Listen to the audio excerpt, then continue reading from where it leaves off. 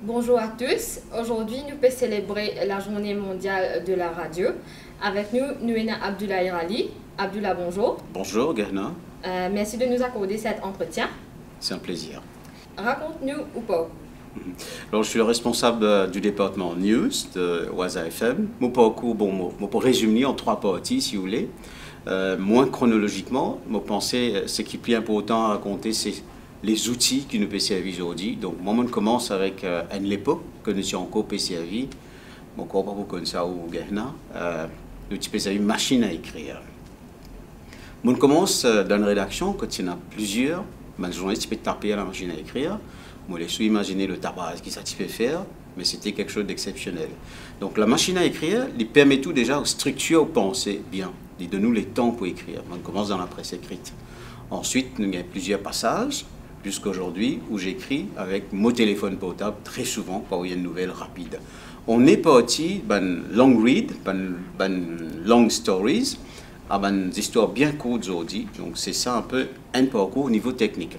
Maintenant, l'autre niveau, c'est l'aspect journalistique lui-même. On commence dans la presse écrite. De mon point de vue, ce n'est pas forcément valable toujours. De mon point de vue, la presse écrite est la meilleure école pour amener une rigueur d'écriture, rigueur dans l'information, rigueur le côté de l'orthographe, manière aux formules ou nouvelles, et en plus de la justesse de l'information. Ça, c'est la meilleure école, parce que très souvent, quand on finit de publier, trop tard, l'écrit reste, là, et très souvent, il y a une signature en bas. Donc, vous imaginez qu'on peut écrire l'article dans la Gazette, presse papier, au besoin vraiment connaître qui vous peut dire et respecter toutes les règles journalistiques. Ça, c'est la presse écrite à l'époque. Je ne vais pas dire que c'est encore le cas aujourd'hui, mais à l'époque, c'était ça. Donc, la rigueur. On passe ensuite d'un autre type d'écriture, qui est une écriture radiophonique. Cette fois-ci, c'est autre chose. Donc, formé à Radio France Internationale, dont je suis encore le correspondant dans Maurice depuis maintenant peut-être plus de 20 ans. La radio, c'est autre chose. Je me souviens, ça c'est un autre élément fort de mon parcours. Et je me souviens quand un camarade dans Radio France Internationale peut dire moi, tu connais, raconte un événement, 10 dans 1 minute. Moi qui viens de la presse écrite, qui n'apprends 10 la presse écrite, je dis, mais tiens, 1 minute, qu'est-ce qu'on peut dire dans 1 minute? Il n'est pas possible. Effectivement, j'ai pu le faire. Parce que à la radio, il y a une autre technique d'écriture qui vise à appliquer pour un plus simple. Donc, on fait des sujets d'une minute 30, et ça passe, comme c'est toutes les radios ici, mais ça, moi, j'ai travaillé pour RFI, moi, j'ai travaillé sur le RFI, donc moi, une correspondance, sujet d'une minute. J'ai basculé ensuite dans le multimédia. La presse connaît un bouleversement avec l'avènement de l'Internet. Maintenant, il faut aller dans le multimédia, commence à publier un article online, et là, c'est encore une autre technique d'écriture. Donc, 3 techniques d'écriture déjà, 3 grammaires différentes à adopter, et après, l'écriture pour la vidéo maintenant. Donc, formé au CELSA Paris-Sorbonne, quand là, m'apprends maintenant comment faire un reportage vidéo, donc j'en ai fait pour France 24, dont je suis encore le correspondant, mais je travaille moins maintenant avec France 24. Donc là également, une autre méthode d'écriture, une autre méthode de raconter l'histoire. Donc ça, c'est une étape de mon parcours journalistique. Chaque support a sa grammaire propre, sa grammaire technique à appliquer pour la radio, pour la presse écrite, pour le web et pour l'image. Mais nous avons tendance à croire qu'il est beaucoup plus facile de faire l'image parce qu'on peut filmer. Mais pour raconter l'histoire, pour un storytelling digne de ce nom, là-dedans, il demande beaucoup de rigueur, de travail, beaucoup de maîtrise un peu du métier. Maintenant, il y a un autre niveau aussi qui, dans mon parcours, c'est ce bouleversement, c'est qu'on appelle, ou c'est un grand mot, ce bouleversement copernicien. C'est-à-dire qu'à un moment donné, quand nous sommes à l'école, très souvent, notamment quand nous pouvons faire Forme 5, GB, tout ça, le professeur explique-nous l'impact de ce qu'on appelle les mass media. Mass media, fini un changement aujourd'hui. Il n'y a pas eu des masses, des médias de grande distribution comme il y a eu auparavant. Aujourd'hui, il m'a dit, l'effet est éclaté complètement. Aujourd'hui, il y a ce qu'on appelle une masse des médias. Donc, mon vie, à l'époque-là, c'est qui fait que le journaliste lui-même, il n'est plus, comment dire, celui qui avait le contrôle sur l'information. Aujourd'hui, on a toutes sortes de canaux pour diffuser l'information, ou comme ça, plus bien que moi, venant de votre génération, donc les plus faciles, ou alors les réseaux sociaux, pour gagner une nouvelle, la consommation de sensé, mais aussi ben, des gens qui alimentent une nouvelle. Bon, raconte une anecdote. Maurice Sorez, il s'est passé un grand événement un jour, côté moi, pas trop loin, il a fait la Ring Road, grands travaux d'infrastructure, et au bout de quelques temps, Ring Road est fissuré. Comment dire, un tremblement des TN passé là, la TNCD. Mais c'est scandaleux, c'est du news, mais qui donne la nouvelle? Moi qui habite très près là-bas, on ne trouve rien, c'est un Dimoun qui peut faire jogging, qui met ça sur Facebook, et c'était à ce moment-là le scoop de l'époque, parce qu'il peut faire de grands travaux d'infrastructure, après très longtemps, l'autre côté de la route, et voilà, à peine ces travaux terminés, la route peut fissurer.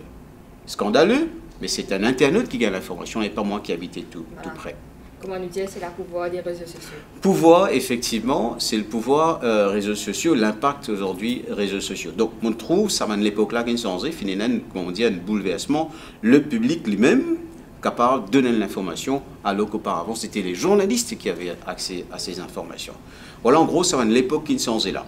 Maintenant, pour donner quelques indicateurs, si vous voulez, un peu historiques, en la matière, ce changement d'époque, nous connaissons ce qu'on appelle la presse de Gutenberg.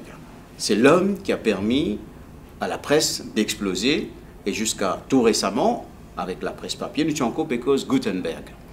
Avec l'avènement de l'Internet, on s'est dit, c'est la fin de Gutenberg. C'est la fin, c'est la presse sans Gutenberg, parce que nous payons tout le niveau support numérique. Okay. Maintenant, on en est arrivé à un moment de l'histoire où on est passé de Gutenberg à Zuckerberg. C'est lui aujourd'hui qui dicte, lui et d'autres tech guys aux États-Unis, qui dictent comment les informations sont véhiculées dans le monde. Voilà, Abdullah, comment on raconte nous trouvons qu'il y a un risque dans la presse. Et dis-nous, est-ce que vous trouvez un changement entre la radio d'alors et la radio actuellement? Alors, ce qu'il y avait dans Maurice, historiquement, nous ne connaissons que l'AMBC. Notre référence, c'était systématiquement l'AMBC. Et nous, encore rappel, ma génération, la voix qui tient dans l'AMBC, les noms et les visages, tout ça. L'AMBC fonctionnait d'une manière. C'était un peu, comment nous dire, le relais des pouvoirs publics. Avec la presse qui tient à côté, tu permets ça balance ça, la presse écrite, tu permets ça. Mais l'IPA, tu peux faire la radio dans toute ce bonne possibilité qui est offerte. Ça, c'était l'AMBC de l'époque. Le public n'avait pas tellement accès pour dire sur l'opinion, l'oban actualité, l'oban débat de société, l'oban sujet de société, l'oban radio publique.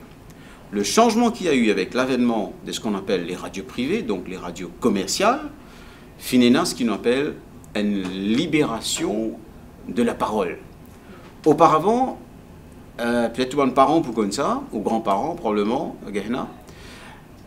quand tu disais dire qu'il se dans la presse, tu as une place, tu appelles ça le courrier des lecteurs, qui n'existe presque plus aujourd'hui parce que ce n'est pas nécessaire. Donc, si un monde dans le public a envie de donner l'information qu'il a presse pas peut suivre, il a écrit une lettre, il y a ça, elle est bien qu'on écrire, parce que la presse avant, si vous faites une faute, là on dit une lettre, un courrier, un coup de téléphone, pour dire on fait une faute de français, là, une faute de grammaire, un accent aigu manqué par là, et un mot mal utilisé. C'était ça, la rigueur qu'il y avait dans la presse. Donc, dis-moi, tu peux écrire, mais ceux qui ne savaient pas écrire, je te la vois, pas tu peux t'en du tout. La radio privée, ils viennent sans ça complètement. Les radios commerciales, pour faire de l'audience, parce que tout l'enjeu est là, il faut prendre sa place. Il faut faire de l'audience pour pouvoir avoir de la pub et rentabiliser la radio. Donc, la presse, les radios, la différence qu'il y a eu, c'est que cette radio-là finit ouvert à la parole du public. Et parole beaucoup plus facile pour causer. Nous connaissons très bien, les Mauriciens sont loquaces et nous gagnons beaucoup d'émissions, et c'était les émissions à succès sur toutes les radios commerciales, et c'est encore le cas aujourd'hui. que Dimoun intervenir, et ça enrichit la radio. Donc voilà la différence fondamentale qu'il y a eu entre ces radios d'une époque, radio publique, et les radios commerciales. Bien entendu, en même temps, Finena aussi une ouverture de l'espace démocratique. Finena aussi, Dimoun qui probablement peut gagner la parole dans différents bords politiques, peut gagner la parole librement aujourd'hui sur toutes les radios privées. Et c'est très simple. Un appel téléphonique suffit pour qu'ils puissent causer en air et dire tout ce qu'ils ont envie, plus ou moins, en respectant les règles, bien entendu, l'ON Radio. Et comment tu connais, la radio fin évolué énormément et c'est un outil important pour véhiculer l'information. Est-ce qu'il est d'accord avec moi que la radio influence l'opinion des gens? Forcément, comme les médias.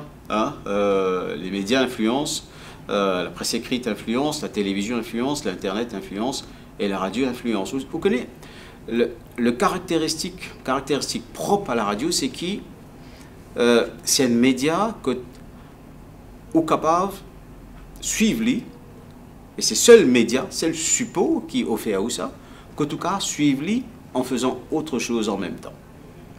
Pas un autre cas à faire. Si vous pouvez lire ou bien forcément focus là aux lectures, c'est une bonne chose aussi. Si vous pouvez télévision, vous avez l'image là, bien entendu, mais radio car suivre, il y a un accompagnateur. Forcément, à force d'écouter la radio, même si c'est d'une oreille, même si par moments c'est de manière inconsciente, l'hypo influence le jugement. Forcément, l'hypo amène l'hypo de nous une information qui est grave et d'où, si l'information est correcte, à prendre une meilleure décision. Ça, c'est la radio, bien entendu, parce qu'il est là, il est flexible, il est accessible, il est quand vous voulez, et il écoute les autres avec une possibilité qui finit là, un développement qui finit là, là au téléphone. Oui, certainement, l'influence ou décision, maintenant, dans quelle direction? Bien quelle qualité de ces radios-là. Ça, c'est un autre débat. À Maurice, il y a beaucoup de radios pour nous, une petite île. Dis-nous comment ça peut passer pour le nouveau venu Waza FM. Ça rappelle-moi une anecdote, sa question que vous pouvez poser là, moi tu poses la même question à un ancien grand monsieur de la radio, c'est Jacques Monique. M'a posé la question lors d'un entretien quand, à ce moment, les directeurs de la radio nationale, la MBC, avec l'avènement des radios privées, m'a posé la question dans un entretien pour Radio France Internationale. M'a dit voilà, l'espace démocratique s'ouvre, j'ai dit vous pouvez gagner la concurrence des radios privées. On me posait un peu la même question. Là, il demande des affaires qui me restent dans la tête jusqu'à ce jour. Il dit moi, vous connaissez, soleil lève pour tout le monde. Donc, en d'autres mots, il y a de la place pour tout le monde. Donc, MBC trouve sa place, nous trouve nos places. Donc, comment nous pouvons trouver nous là-dedans? Maintenant, il y a un autre modèle à proposer. Hein? Donc, on ne peut pas faire la même radio qui finit faire pour nos confrères qui sont là depuis un moment. Il arrive un moment dans l'histoire que nous propose un autre modèle de la radio. C'est un peu ça le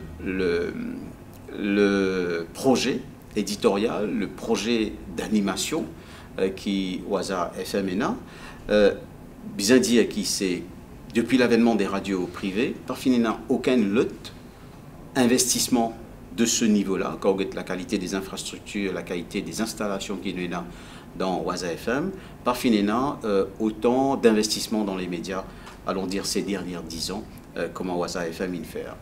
Mais en même temps, pour le faire par les temps qui courent, avec ce bouleversement qui m'a dit un petit bonnet qui finit là dans la presse, que l'information est disponible et du monde consomme l'information vite, en même temps, il faut beaucoup d'audace par les temps qui courent pour pouvoir lancer une radio, une entreprise médiatique de nos jours. Parce que rentabiliser, it's a big challenge. Et non seulement rentabiliser, maintenant il faut améliorer l'offre, changer l'offre, proposer autre chose à ce public-là.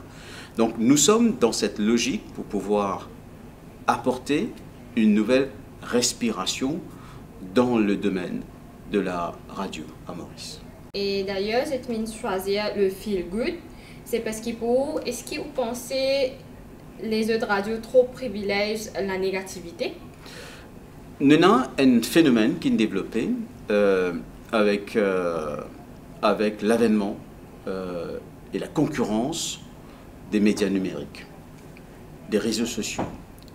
Du jour au lendemain, la presse, les médias traditionnels, mainstream, comment nous dire, fin trousot, a dit l'autorité, rayonnement qu'ils étaient l'accès qu'ils étaient auprès du public.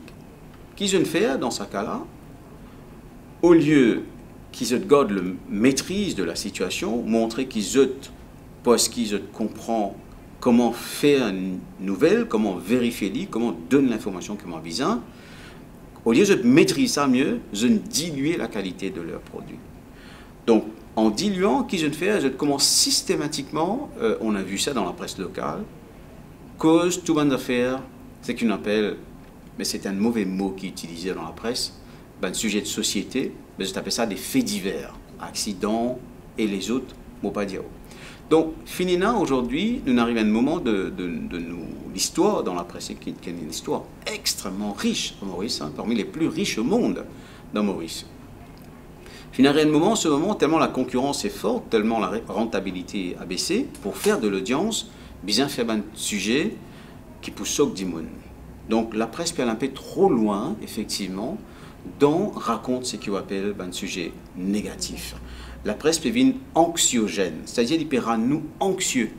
Il peut dire nous, rien ne va bien dans la société. Mais c'est vrai, de tout temps, bad news sells best. C'est comme ça depuis l'époque, ça. Mais jusqu'où on peut aller dans donner les mauvaises nouvelles? Il ne faut pas oublier qu'un journaliste, son rôle, avant toute chose, c'est raconter la vie qui va. Et il se passe des choses extraordinaires partout dans le monde. Ça aussi, nous avons qu'à raconter. Nous sommes investis, nous, les journalistes, ça vient un peu un grand mot, nous sommes investis d'une mission publique. C'est-à-dire qu'il nous a un rôle aussi bien donner l'information qui vise à la société pour prendre une bonne décision. Parce que le sens de l'information, il est là. Qui fait me donner l'information, c'est parce qu'il pour avertir ou pour telles affaires. C'est parce qu'il pour informer peut-être demain pour telle chose passée, ça permet tout prendre une bonne décision. Un exemple simple, à la radio, nous pouvons donner l'information en temps réel, par exemple, et un cyclone qui fait donner cette information-là. Parce qu'il permet tout, connaît qui peut arriver, classe 1, classe 2, classe 3, vous avez pris précaution, ou le OCM ou dans ou le taux, il y a un accident de la route plus loin, vous pouvez connaître qui peut arriver, ou radio on, ou apprendre qu'il y a un accident de la route somewhere, à ce moment précis, ou qu'à prendre une décision, soit au sens semaine, ainsi de suite. Nous sommes là, nous les journalistes, pour donner cette information-là. Ensuite, et ça c'est un professeur qui dit ça en France, il y a où ça? Le journaliste, il a un mandat implicite de représentation publique, de représentation du peuple. Donc, nous avons aussi sa rôle, comme dire, on n'est pas élu, nous avons un mandat, comment nous sommes élus, mais nous avons un mandat implicite, comment dire, nous représente le public. Donc, mon pensée, nous avons à ce niveau-là une lourde responsabilité sur les épaules, donc moins d'informations négatives, mais surtout de l'information qui aide des gens à avancer dans notre vie, c'est-à-dire éclairer eux, aider eux pour prendre une décision qui est visant, aider eux pour comprendre tout un enjeu qui est là dans nous l'époque. Voilà. Alors, ce qui vous peut dire, c'est une visa d'une même personne de right information, non pas circuler les fake news. C'est ça, absolument. Récemment, il y a un magazine en France, un journal qui est sorti par un ancien rédacteur en chef du journal Le Monde en France. C'est une référence mondiale, le journal Le Monde. C'est un ancien. Alors, il sortit une publication qui s'appelle le 1, je pense. Il fait une pleine page. Vous connaissez avec quel titre? Sommes-nous désinformés? Parce qu'effectivement, avec la concurrence des réseaux sociaux, avec la dégradation de la qualité de nos journaux, nous avons la tendance, une tendance pour désinformer des gens, parce que l'information là, pas juste, parce que l'information là, pérode, un affaire qui est tirée par les cheveux, et je peux donner un affaire qui a fait sensation. Effectivement, il y a un risque que nous sommes désinformés, même si jamais dans l'histoire de l'humanité, l'information n'a été autant accessible. C'est un paradoxe, hein, il y a trop plein d'informations, mais en même temps, nous ne sommes pas bien informés. Et là, effectivement, une réflexion à mener sur notre métier. Comment nous connaissons les lois de IBA, c'est toujours là? Est-ce qu'il y a un handicap pour véhiculer l'information? Pas du tout. Quand nous avons la liberté de ton qui est là dans Maurice concernant l'IBA, l'Independent Broadcasting Authority, la loi qu'ils ont mettée. Pas du tout. Il y a quelques restrictions, mais ça, c'est normal dans une société démocratique. Par exemple, à un moment, à la veille des élections, pas publier un sondage. Donc ça, c'est une question de bon sens et dans tout pays, pour pas influence la décision des électeurs à la veille d'un parce qu'il y a un pouvoir d'influencer. Donc il y a un règlement qui est imposé par l'IBA ici, qui est le régulateur des radios. Des aussi énormes régulateurs, mais pas systématiquement en France, par exemple, il n'est pas existé. Ils imposent à ma radio, installe un broadcast delay. En d'autres mots, un retardateur. C'est-à-dire, c'est un équipement qu'ils vont installer pour retarder la diffusion de quelques secondes. Si jamais il y a une bêtise qui passait à l'antenne, on a toujours la possibilité de couper en temps réel en pressant sur un bouton. Ça, l'IBA impose nous cette règle. Je ne sais pas quoi les radios appliquent régulièrement, mais quand il y a une émission show, que nous, sur Waza FM, nous finissons appliquer. Nous avons nos broadcast delay, nos retardateurs. Nous mettons là on quand il y a un débat, un sujet politique. Si jamais il y a un dérapage, nous pressons un bouton, il peut couper sa partie, quand il y a une diffamation ou des mots qu'il ne fallait pas balancer en public. Non, l'IBA Act, fondamentalement, si un journaliste respectait les règles de son métier, l'IBA Act peine à aucun moment pour avoir influence ce métier, car pèse le ce métier. C'est une question de déontologie. Déjà, les biens impliqués dans ce métier de tous les jours, c'est-à-dire l'information doit être vérifiée, contre-vérifiée.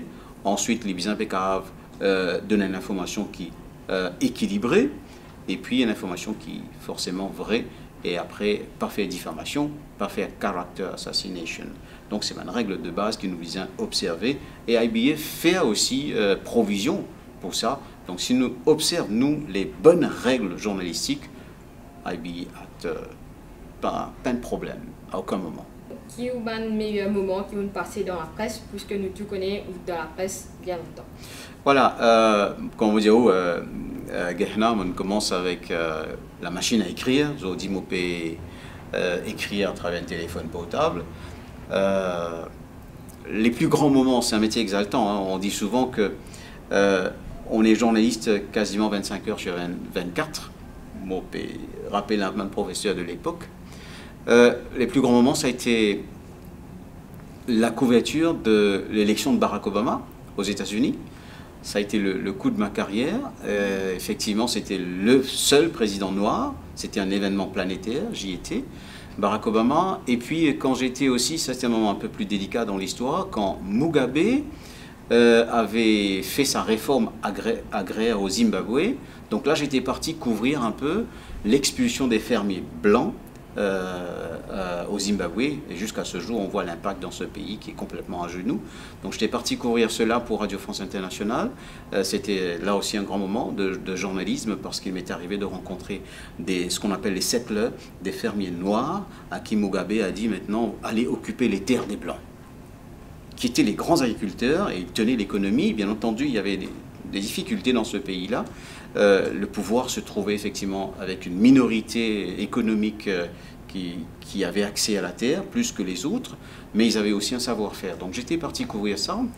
Ensuite, quel a été un des grands moments, les élections à Maurice en 2014, hein, les élections législatives. Dans ma carrière, ça a été la plus belle des élections, parce que quand on annonce les élections de 2014, Ramgoolam est au pouvoir, il fait alliance avec Béranger, et de tout temps on s'était dit à Maurice, commence à délaver ensemble, fini, n'est plus à l'élection, 60-0, Ramgoolam, Béranger, pas finir de dire 60-0 inévitable. Nous aussi, à un moment donné, les journalistes, on se disait, ben oui, hein, ça va être que ça, hein, c'est trop tard. Au moment où ils formaient leur coalition. Après, une fois les coups largués, ben, étant sur le terrain, c'est une élection qui me vive avec beaucoup de passion, d'intérêt, et mon le terrain, et là, on trouve la dynamique commencer à changer. Au point que une alliance dirigée par Sir Jugnutt, qui fait son retour en politique à ce moment précis, quitte la présidence, il rentre dans la politique, il finit, c'est un vétéran, il fait une autre coalition avec des petits partis, 10 petits partis, là, il renverse la vapeur. Ça a été aussi un grand moment journalistique, allons dire, que j'ai vécu, parce que personne ne s'attendait à ce qu'on allait faire mentir, disons, une logique électorale qui me prévaloir pendant 40 ans à Maurice. Est-ce que vous avez un dernier mot pour passer sur l'avenir de la radio en général? Finalement, récemment, un sondage qu'il fait en France sur les médias en général, avec sa bouleversement qui nous causait, qui finit là dans les médias, un bouleversement, une révolution copernicienne, quand les journalistes se peinaient la maîtrise totale qu'ils avaient sur l'information, sur la diffusion, le public, n'importe qui, peut trouver une information et diffuser. On s'est rendu compte, alors que l'impact des autres médias peut éroder, diluer, la télé par exemple, la presse écrite bien entendu, mais ça reste aussi une presse de référence. Hein.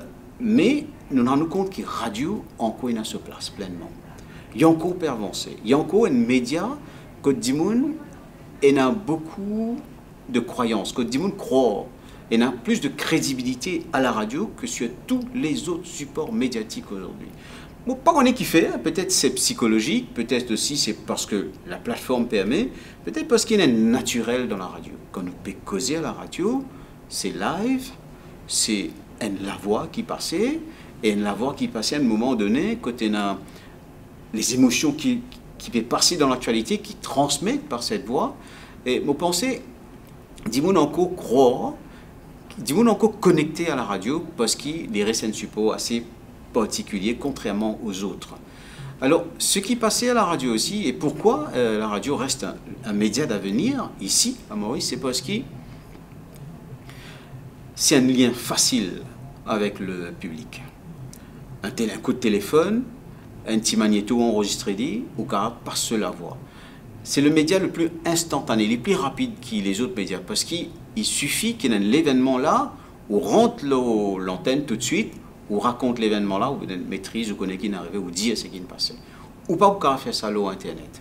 Ou vous pouvez juste mettre la ligne, breaking, après vous êtes à pour texte. Mais la radio, quand raconte-les instantanément, instinctivement, quand raconte l'information, et si votre radio est un bon élément, effectivement, il rassure le public quand il peut gagner sa information là. Oui, c'est un média qui encore a beaucoup d'avenir, il résister au temps et il peut résister au bouleversement qui est en ce moment dans le paysage médiatique. Normalement, c'est vous qui posez bonnes questions à les gens, et aujourd'hui, moi qui ai la chance d'intervenir, comment trouvez-vous de l'autre côté de la barrière?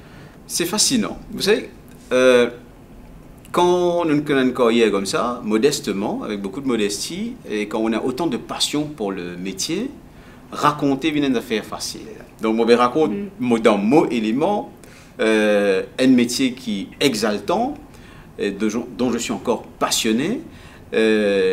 Pour moi, il tient un exercice relativement facile. Mais bon, après, c'est vrai, nous donne l'autre posture aujourd'hui. Être interviewé, c'est autre chose. C'est peut-être un peu intimidant par moment, mais on le fait avec je le fais avec beaucoup d'enthousiasme et l'envie de partager bonne information. Alors, on dit ceci souvent, hein, le journaliste est un métier que vous avez une passion pour faire lire. Vous acceptez travail de très très longues heures, vous acceptez pour travail jour férié, odd hours, comment nous dire, et très souvent, au beau milieu d'un événement familial, anything, il se passe un événement et au bien présent. Finalement, un collègue qui dit moi ça, il a parfaitement raison. Moi, je veux dire, un peu bonheur, on est journaliste 25 heures sur 24, c'est une façon de montrer, c'est une exagération, mais c'est une façon de montrer à quel point ce métier est différent des autres. Un collègue nous dit moi, nous pas faire la radio, nous marions avec la radio. Quand on fait la radio, c'est ça. Donc, on se marie avec la radio. Quand on choisit le journalisme, on pratique pas le journalisme. On se marie avec le journalisme. Donc, il reste pratiquement tout le temps dans nous la vie. Mais bien entendu, nous bien garder une distance aussi bien saine, bien avoir une coupure, bien avoir un moment que nous avons réfléchi sur ce qu'on est en train de faire et surtout bien lire extrêmement beaucoup quand on fait ce métier-là. Merci beaucoup, Abdullah.